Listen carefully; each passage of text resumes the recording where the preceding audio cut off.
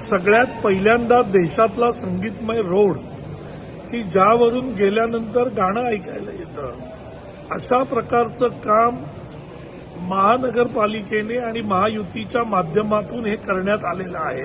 मला वाटतं याचा अभिमान या मुंबईत राहणाऱ्या आणि महाराष्ट्रात राहणाऱ्या प्रत्येकाला आला असेल.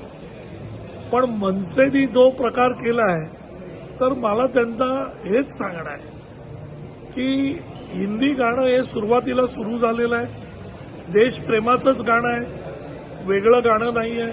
आणि ही जी सुरुवात झालेली आहे, ही सुरुवात नक्कीच पुढे मराठी गाण्याची पण होईल. पण पहिलं गाणं होतं ते गाणं देशप्रेमावर आपण घेतलेलं आहे.